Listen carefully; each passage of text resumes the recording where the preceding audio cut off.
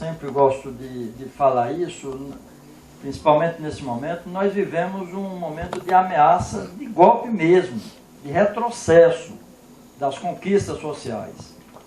Nós estamos vivendo esse momento de ameaça de retrocesso. Nós avançamos no Brasil, nós avançamos, mas ainda, claro, precisamos avançar muito mais. Nós conquistamos muitas vitórias, mas precisamos conquistar muito mais. Nós avançamos em todas as áreas sociais, nós avançamos em todas as áreas no desenvolvimento do nosso país e corremos um risco de retrocesso. Mas nós estamos trabalhando intensamente para que a gente não tenha golpe no nosso país. Essa ideia de fazer uma comparação com o impeachment de Collor e a proposta e a tentativa de impeachment de Dilma não tem nada a ver. O impeachment de Collor com esse movimento não tem nada a ver.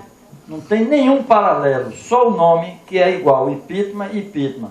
Por quê? Naquele momento, o movimento social estava defendendo o impeachment, os intelectuais defendendo o impeachment, o movimento sindical defendendo o impeachment, o movimento estudantil defendendo o impeachment, os setores progressistas defendendo o impeachment, e hoje o que nós temos é o inverso.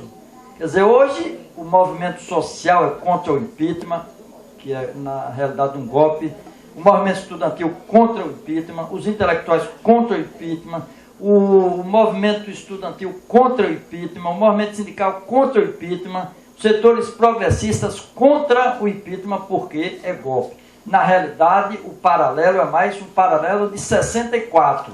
Não necessariamente um golpe militar, com os militares assumindo, mas é exatamente semelhante a 64. Porque em 64 existiam os dois movimentos, o movimento progressista contra o golpe e os movimentos reacionários a favor do golpe. Prevaleceu naquele momento o golpe e nós sabemos os prejuízos que nós tivemos com o golpe, com o enraizamento profundo da corrupção, com a tortura, com a morte, com as prisões, com o atraso, com o retrocesso.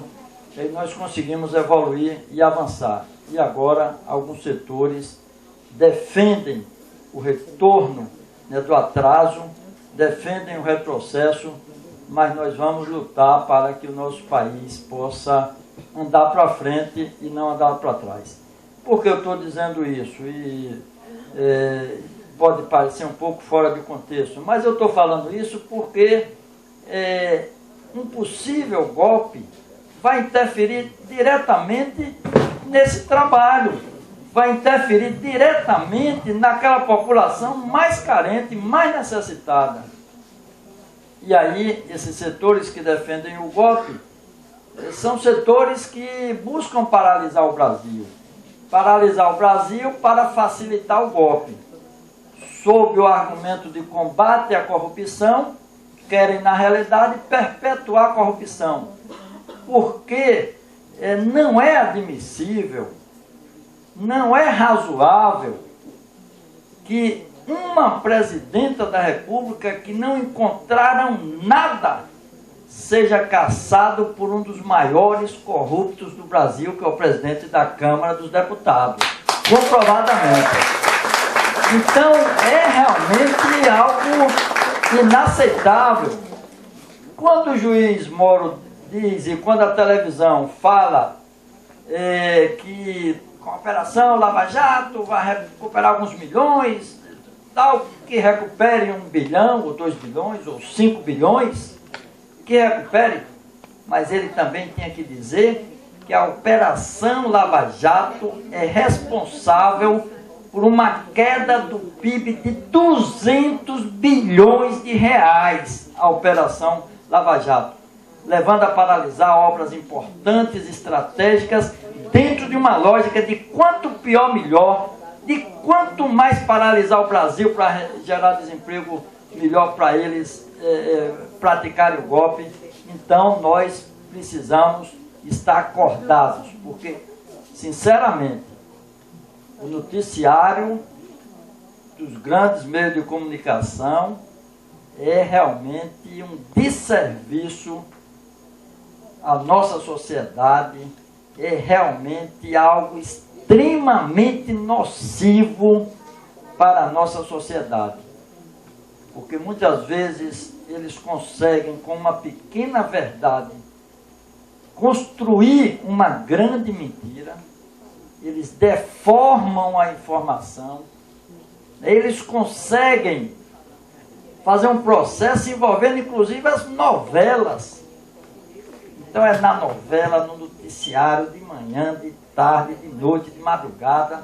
Quando tem a manifestação para o golpe, se tiver 10 pessoas, é transmitida ao vivo o tempo todo. Aí você tem 100 mil pessoas em Salvador, você tem no Brasil inteiro grandes manifestações e o máximo é aquele noticiáriozinho ali e ainda passa aquela ideia que não teve ninguém, etc. tal. Eles não colocam na televisão que quando os golpistas chegaram agora em Portugal recentemente, o Serra, Gilmar Mendes, etc. tal, tinha lá um grupo de progressistas, um grupo de democratas e tal, gritando que não ia ter golpe, gritando palavras de ordem contra o golpe. Aí eles não colocam na televisão. Eles não colocam na televisão a realidade objetiva. Eles não colocam na televisão de que o Brasil era a 14ª economia e que com os avanços conquistados nós caímos para a 7ª economia. Eles não colocam na televisão que o Brasil tinha 12,5% de desemprego e que caiu para 4,5% em 2014. E só agora está aumentando em função da política dele de terra arrasada, de quanto pior, melhor. Mas ainda assim, o desemprego era menor do que em 2002. Porque nas regiões metropolitanas, nós temos um índice de desemprego de 7% no geral, enquanto que em 2002 era de 12,5%. Então, eles não colocam na televisão que o Brasil tirou da extrema pobreza 36 milhões de pessoas, enquanto que países desenvolvidos, países considerados ricos, aumentou o número de pobres e de miseráveis.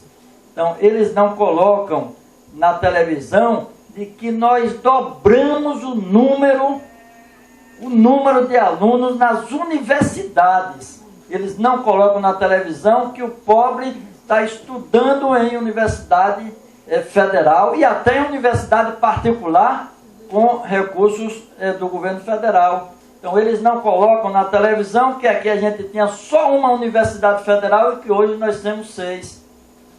E eles ficam incomodados porque uma empregada doméstica faz medicina na Universidade Federal. Eles ficam incomodados porque um catador de resíduo sólido tem a dignidade e também estuda em universidades. Eles ficam incomodados porque o trabalhador rural também tem acesso à universidade. Eles ficam incomodados com a melhoria de vida das pessoas, são verdadeiros egoístas. Ficam incomodados porque as empregadas domésticas adquiriram os mesmos direitos dos demais trabalhadores. Então ficam incomodados com a melhoria da vida daqueles que mais necessitam. E aí querem dar o golpe passando desinformação, sem dizer, por exemplo, o prejuízo que nós estamos tendo hoje, passando a ideia de que a Operação Lava Jato é que vai resolver o problema do Brasil, que o problema geral do Brasil é a corrupção, quando todos os golpes que foram dados na história do Brasil é sob o argumento de combate à corrupção. Mas esses que estão dizendo que estão querendo combater a corrupção, estão na realidade querendo perpetuar a corrupção. Perpetuar a corrupção. Então eu desviei um pouco o meu discurso, mas eu acho fundamental porque é interessante que a gente reflita sobre essa temática, porque as religiões de matriz africana eram proibidas. Quer dizer, as religiões de matriz africanas eram impedidas, né, de se desenvolver e até recentemente também sofria discriminação e ainda, em certa medida, sofre, mas isso vem sendo, digamos assim, vem evoluindo a partir de uma nova situação que nós vivemos, e vem sendo valorizado, e vem sendo fortalecido, e isso incomoda eles. As mulheres, por exemplo, que sempre foram discriminadas, que só na década de 30 conseguiram o direito de voto. Então, na realidade, você observa que essa tentativa de golpe, na minha opinião, tem um suporte de setores conservadores nacionais e internacionais. E tem também como pano de fundo a discriminação à mulher, que é uma presidenta da República, e a discriminação também, e tem como elemento, pode não ser a questão central, mas tem como elemento também o preconceito, a discriminação contra um operário que chegou à presidência da República e deu um show. É isso mesmo. Deu um show. Enquanto que o grande intelectual que foi à presidência quase que coloca o país no buraco. Então, e tem tem um elemento também da discriminação à mulher. Então, na minha opinião, claro que essa pode não ser a questão central. Essa pode não ser a questão central, é realmente dar o golpe para os setores conservadores dominarem e continuarem dominando. Mas, além dessa questão central, existe também um elemento da discriminação à mulher e ao pobre, ao carente, ao excluído, aquele que saiu de lá, nordestino, que veio tal, que simboliza realmente aquela evolução da nossa sociedade. Então, eu gostaria de fazer essas reflexões, porque essas reflexões têm tudo a ver com esse momento. Nós estamos aqui hoje, aí daqui a pouco amanhã é o golpe. Daqui a tal, então, aí tudo muda. Tudo muda. Aí a gente vai estar aqui, não é para comemorar esses projetos, esses trabalhos sociais. A gente vai estar na rua, condenando o golpe, condenando as ações nocivas aos trabalhadores e à sociedade. Então, é importante a gente evoluir. Nós não podemos andar para trás, temos que andar para frente. Se tem erros, então vamos corrigir os erros. Aliás, esse é um momento que a gente não deve nem falar de erro de Dilma, de Lula, de quem quer que seja. Esse é o momento de dizer o seguinte: não ao golpe. Não ao golpe. Quer dizer, não é o momento de estar dizendo, mas Dilma foi boa, mas teve um erro. Que Lula foi bom, mas teve um erro. Esse não é o momento. Esse é o momento de dizer o seguinte: não vai ter golpe. Esse é o momento de concentrar todo o esforço na questão da luta pela democracia, na luta para que a gente possa evoluir, na luta para que a gente possa construir uma sociedade sem discriminação, sem preconceito, sem racismo, uma sociedade onde respeite o diferente, onde respeite as diferenças e onde a gente possa viver em paz. Então, essa é a sociedade que nós desejamos, é a sociedade com paz e justiça social. Portanto, parabéns a todos vocês aí, e parabéns, Manilza, pode contar com todo o nosso apoio, aquilo que a gente puder, estaremos aqui juntos, porque o trabalho que vocês desenvolvem aqui é um trabalho que merece elogio. Um grande abraço e vamos à luta até o tempo.